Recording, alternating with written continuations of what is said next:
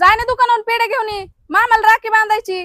मामाच नाही आला ना, राखी कोणाला बांधणारच? थांब की मामाला येऊ दे. मामा नाही आला? ह्यो मामा नाही तर कोण आहे?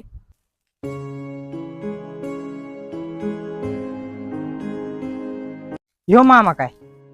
आम्हाला लाज वाटते याला मामा म्हणायची. तो तुझा भाऊ असन पण आमचा मामा नाही. येड कुठलं. आरुष, तू नीट बोल बर का. अरे भैया, मम्मीच्या भावाला काय म्हणू नको. अरे मम्मी त्याला दहेज मध्ये घेऊन आलेली आहे. हो ना, तो संदीप मामा गावून यायलाय आणि ह्यो तर इथेच पडलेला असतोय.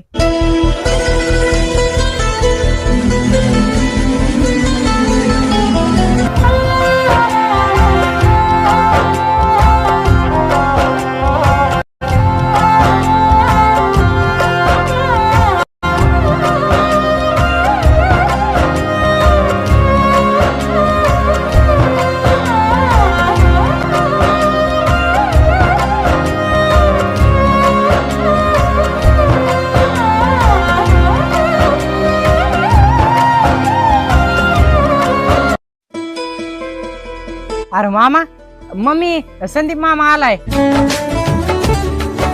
पाय बरं नाही झाला अजून? नाही ना ताई, चालता येईल बघ, पण बसताच येईना गेले. लय जोरात पडलो होतो ना मी गाडीहून. मामा, आमचं गिफ्ट. काय कराय, 1000 रुपये. 500 घ्या दोघं बी. बर ताई, तुझ्यासाठी आणखी गिफ्ट आहे बर का. काय रे गिफ्ट? मी आहे ना एक समाजसेवी संस्था बघितली, तिथं आपल्या विकास भाऊला नेऊन ठेवू, ते सांभाळते त्याला चांगलं. तू तरी कवरक सांभाळतीस, आई जाऊन 4 वर्ष झालीत आज. अरे संदीप, अरे आपला सक्का भाऊ आहे तो. आपण जिवंत असताना त्याला कशाला संस्थाने बघायलास तू? अगं ताई, मी दिलं असतं का त्याला, पण आम्ही राहतो सिटी मध्ये, ते एवढंच घर, त्याच्यातच आम्ही राहतो 3 जण, आणि ह्याला कसं नेऊ बरं सांग तू. अरे संदीप, घर छोटं कधीच नसतंय रा. करायला गेल्यावर सगळं होत असतंय. पण मी समजू शकते तुझी अडचण. तुझी बी बायको आहे, फॅमिली आहे. तू नको टेन्शन घेऊ. जोपर्यंत मी जिवंत आहे ना, तोपर्यंत दादाला कोणाच्या भरोश्यावर टाकायची गरज नाही. बरं ठीक आहे, पण पैसे काही लागले तर मला सांगायचं आहे.